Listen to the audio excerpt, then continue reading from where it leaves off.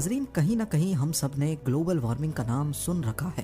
ہمارے پلینٹ کا average temperature دن بدن بڑھتا جا رہا ہے، جس کی وجہ سے گلیشیئرز تیزی سے پگھل رہے ہیں۔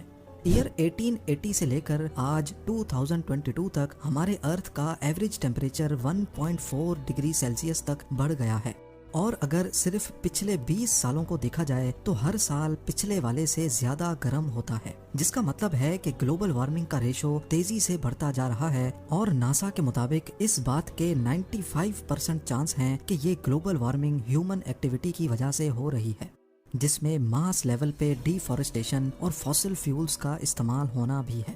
فوسل فیولز کے جلنے کی وجہ سے مختلف گیسز ایٹماسفیئر میں اکٹھی ہو کر گرین ہاؤس ایفیکٹ پیدا کر دیتی ہیں۔ اب اس کے نتیجے میں دنیا بھر میں موجود برف کے گلیشیئرز آہستہ آہستہ میلٹ ہو کر اوشنز کا لیول بڑھا رہے ہیں۔ فوسل فیول استعمال کرنے سے پہلے ہی ایئر 1800 سے لے کر 1900 تک اوشنز کا لیول 6 سینٹی میٹرز تک بڑھ چکا تھا، یعنی تقریباً 2.5 انچ۔ لیکن فوسل فیولز انسان کے ہاتھ لگنے کے بعد سے اوشنز کے لیول میں خاطر خواہ اضافہ دیکھا گیا۔ ایئر 1900 سے لے کر 2000 تک اوشن لیولز میں 19 سینٹی میٹرز کا اضافہ دیکھا گیا ہے، جو پچھلے 100 سالوں کے مقابلے میں قریب 3 ٹائمز زیادہ ہے۔ اس سے بھی بری خبر یہ ہے کہ اگر ایئر 2000 سے لے کر آج 2022 تک صرف ان 22 سالوں کو دیکھا جائے تو اوشنز کا لیول پچھلے 100 سالوں کے مقابلے میں ڈبل اسپیڈ سے بڑھ رہا ہے۔ نیشنل ایٹماسفیرک ایڈمنسٹریشن کا کہنا ہے کہ اگر اسی اسپیڈ سے گلوبل وارمنگ ہوتی رہی اور گلیشیئرز میلٹ ہوتے رہے تو ایئر 2100 تک ہمارے سمندروں کا لیول 2.5 میٹرز تک بڑھ جائے گا، اور یہ واقعی ایک بہت ہی الارمنگ سچویشن ہے۔ یعنی ایئر 2100 تک وہ کوسٹل سٹیز جو بالکل سمندر کے ساتھ لگی ہوئی ہیں اور جن کی ایلیویشن بھی صرف 2.5 میٹر یا اس سے بھی کم ہے، وہ آدھی سے بھی زیادہ سمندر کے اندر ہوں گی۔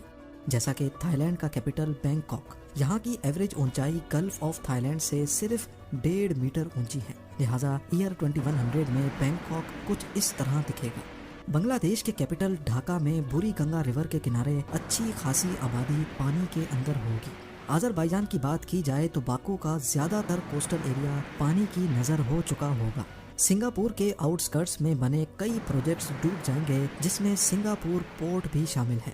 اس کے علاوہ نیدرلینڈز کے ایمسٹرڈیم اور روٹرڈیم سمیت قریب آدھے سے زیادہ ملک ہی کمر جتنے پانی کے نیچے ہوگا، اور مالدیوز میں موجود سارے آئی لینڈز اور ان میں موجود ریزورٹس کا تو نام و نشان بھی نہیں رہے گا۔